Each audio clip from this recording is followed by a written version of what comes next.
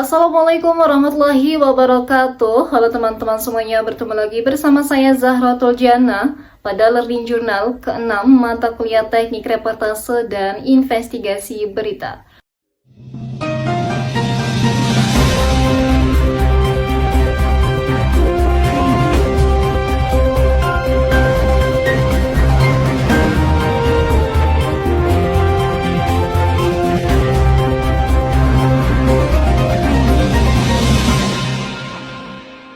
Bersama saya, kita akan sama-sama kembali mengulas mengenai materi yang disampaikan oleh presentator kelompok 3 pada hari Senin kemarin mengenai sejarah jurnalisme investigasi. Baik, langsung saja teman-teman, kita masuk ke pembahasan yang pertama mengenai sejarah jurnalisme investigasi.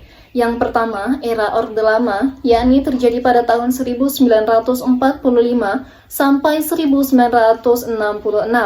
Pada masa Orde Lama ini, ruang kebebasan pers relatif lebih terbuka dibandingkan periode-periode sebelumnya. Dalam situasi tersebut, tampil sosok yang berpengaruh seperti Mohtar Lubis, yakni pemimpin redaksi harian Indonesia Raya. Surat kabar ini sering dianggap sebagai pelopor jurnalisme investigasi di Indonesia karena keberaniannya yang membongkar praktik korupsi, penyalahgunaan wewenang, hingga skandal moral pejabat tinggi negara. Kemudian yang kedua ada era Orde Baru yang terjadi pada tahun 1966 sampai 1998. Saat memasuki Orde Baru, kondisi pers mengalami perubahan yang sangat besar. Pemerintah Soeharto menerapkan pengawasan ketat terhadap media dengan alasan menjaga stabilitas dan mendukung pembangunan.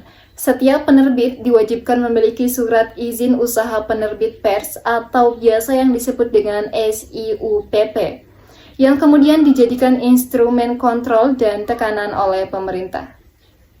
Kemudian selanjutnya ada era reformasi yang terjadi pada tahun 1998 sampai tahun 2010. Runtuhnya Orde Baru pada tahun 1998 membuka era baru lagi bagi jurnalisme investigasi di Indonesia.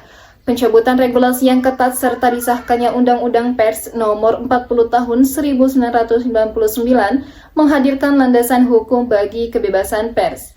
Praktik pemberedelan pun berakhir, sehingga media memperoleh ruang yang lebih bebas untuk menjalankan liputan kritis. Kemudian selanjutnya ada era digital dan kolaborasi global yang terjadi pada tahun 2010 sampai hingga sekarang ini. Era digital menghadirkan perubahan besar bagi jurnalisme investigasi di Indonesia, yang kini semakin terintegrasi dengan jejaring global. Indonesia turut ambil bagian dalam proyek investigasi lintas negara seperti Panorama Papers dan Pandora Papers. Kemudian materi selanjutnya ada tahapan-tahapan jurnalisme investigasi. Yang pertama ada perumusan gagasan atau conception. Tahap ini merupakan fondasi intelektual dari seluruh investigasi. Jurnalis harus mengidentifikasi dan membenarkan sebuah isu yang tidak hanya menarik, tetapi juga memiliki nilai publik yang substansional. Biasanya melibatkan dugaan penyalahgunaan kekuasaan atau pelanggaran sistematik yang disembunyikan. Kemudian selanjutnya ada studi kelayakan dan keputusan lanjut. Setelah gagasan terbentuk, sebuah analisis risiko dan sumber daya yang realistis harus dilakukan. Studi kelayakan ini menilai 3 elemen utama, yaitu akses informasi, sumber daya, dan yang terakhir ada risiko. Kemudian selanjutnya ada pengumpulan dasar atau base building. Base building merupakan fase membangun fondasi informasi yang kokoh sebelum penyelidikan lapangan yang berbahaya dimulai.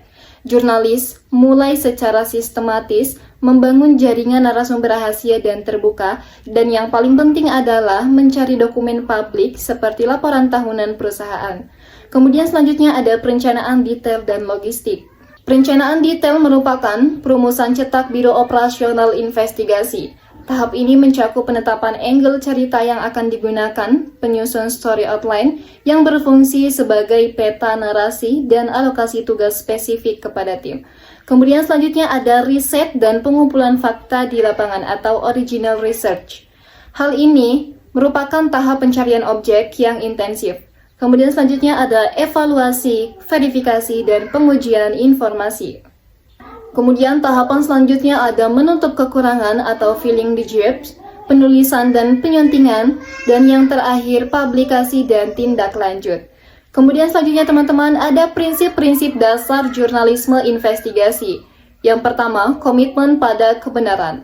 Prinsip utama yang membedakan jurnalisme investigasi dengan bentuk jurnalisme lain adalah pada prinsip kebenarannya. Kemudian yang kedua ada independensi dan objektivitas. Yang ketiga, verifikasi dan akurasi data. Liputan investigasi membutuhkan proses verifikasi yang ketat, sehingga data itu harus dicek kebenarannya dari berbagai sumber. Yang keempat, mengutamakan kepentingan publik. Kemudian, ada prinsip-prinsip dasar jurnalisme investigasi. Kemudian selanjutnya ada prinsip-prinsip dasar jurnalisme investigasi. Yang pertama ada etika jurnalistik, yang kedua keberanian dan perlindungan diri. Kemudian selanjutnya teman-teman, di sini ada tantangan-tantangan yang dialami jurnalisme investigasi. Yang pertama, tekanan dari pihak berkuasa, kemudian sulit mendapatkan dan memverifikasi informasi, keterbatasan dana dan waktu, risiko keselamatan, dan yang terakhir ada masalah etika. Baik teman-teman semua, jadi itu ya untuk ulasan materi yang disampaikan oleh presentator kelompok 3 pada hari Senin kemarin. Adapun untuk kesalahan saya ucapkan mohon maaf. Wassalamualaikum warahmatullahi wabarakatuh.